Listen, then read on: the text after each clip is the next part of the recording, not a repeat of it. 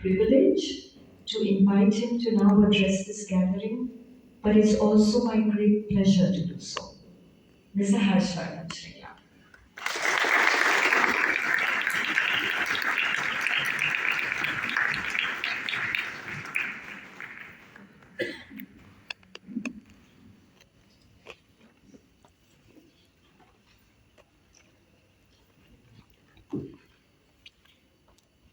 Namaskar and good evening.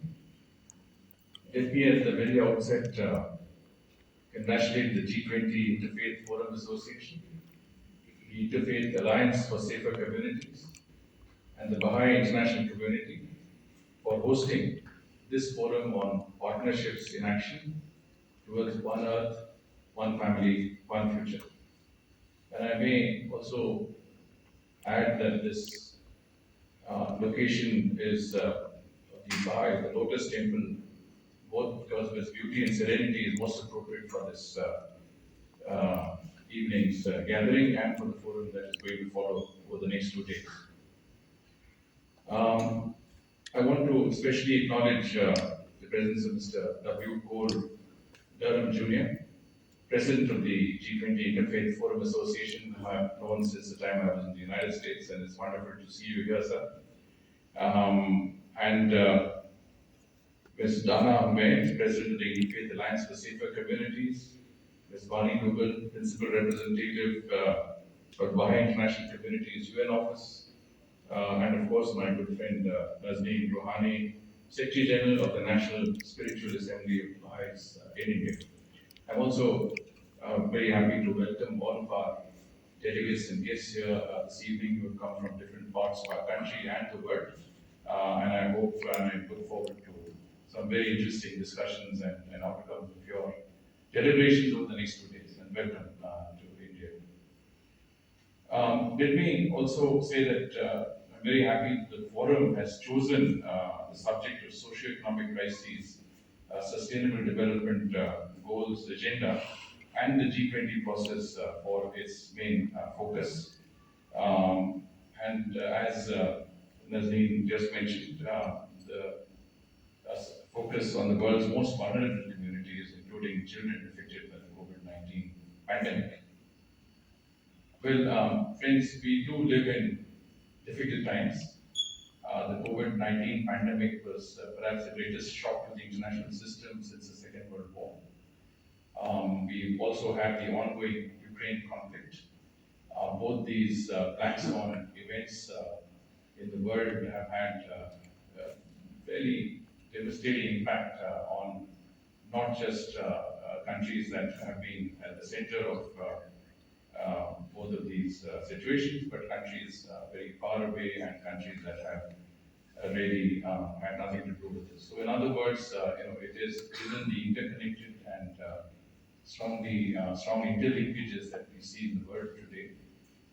Any crisis that occurs in any part of the world is bound to impact all, and therefore all the more reason for us to think of the message of universality, the message of inclusivity, which is very much a part of this conference. We, of course, have seen that the impact of some of these crises is felt by, as I said, the most vulnerable nations. From the IMF's estimate, we can understand that 60% of low-income countries are either in debt or in acute danger of being in debt distress. We also have some 350 million people in about 80 countries across the world who are in need of food security. And in other words, indebtedness, inflation, lowering GDPs, and of course, I would say difficult socio-economic conditions characterize the world today. And as we meet today, as the G20 convenes today, I think there is a sense that there is an expectation that the G20 has to rise up to the challenges of the day. The G20, as all of us probably are aware, is a very influential grouping. It accounts for 80% of the world's GDP. Its members account for 80% of the world's GDP. 75% of global trade, and two-thirds of the world's population. So from that perspective, when the G20 comes together to make a decision, those decisions are implemented across the board and are far-reaching. Of course, it also the fact that the G20 is a representative organization, which includes different ideologies and geographical groupings, also means that any divisions in the international community across the G20. So those divisions are very much also evident in today's context. What India, as the president of the G20, I think the message that we are trying to take forward is that there is a huge sense of expectation from the rest of the world, especially the most vulnerable countries across the world, that the G20 will address some of the global challenges that are out there facing us today. And of course, as we try to deal with some of these problems, it's important that we also understand from all concerned what are the issues that the G20 really needs to come together to try and resolve. And it's in that context that we've really had extensive consultations with our partners within the G20, within the industry countries who are part of the G20 process, the international organizations that are part of that process, but also those countries that are not part of the G20 process. And it's in that context that we had an initiative which is called Voice of Global South, which is essentially to reach out and dialogue with the countries in the developing world. And this 125 countries responded to this effort, and I think we had, from that dialogue, which was held in January this year, a fairly good sense of the anxieties, the concerns, and the expectations of the developing world, what we would call the global south. And taking all of this into consideration, the sum total of the I would say, main areas of concern, but also of, in some senses, expectation, we have drawn up what are the broad priorities of our presidency. And these priorities, I think, as I said, reflect all of these areas that are both from the G20 grouping as well as outside the grouping. And what are these priorities? One of those priorities is, of course, to try and resuscitate growth globally. The need for an accelerated, sustainable, inclusive growth, I think, is critical. And this is something that we will work on within our presidency and are working on. The second priority is how to take the sustainable development goals forward. And some of us in the UN process would know that we are in the middle of the SDG process. This is an important initiative that is designed to make sure that the socio-economic indicators of countries across the world are improved and brought to a certain minimal level. And as we review the SDGs today, we see that there is some faltering in that regard.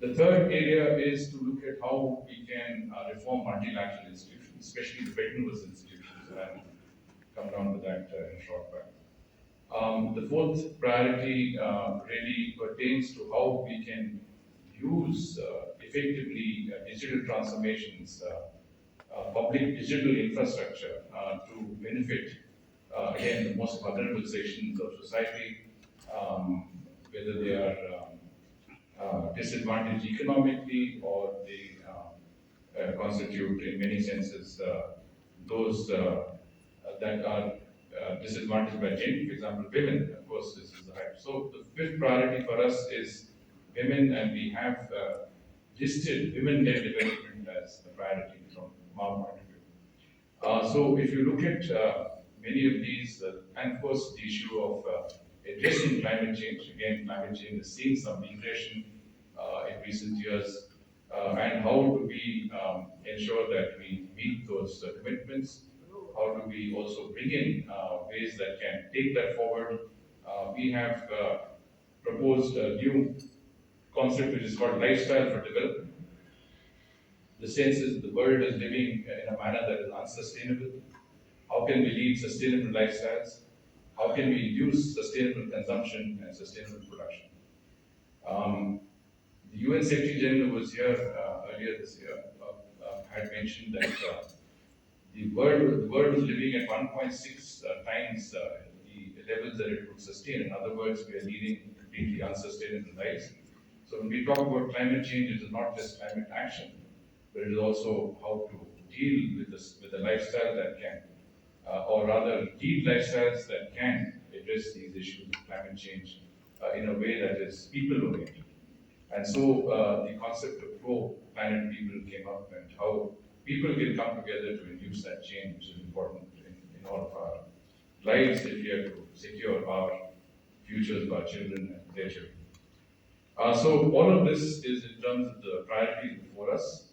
Where are we on our presidency? We are around the halfway mark because we have completed around 5 months. We've actually hosted 105 meetings of the G20 already.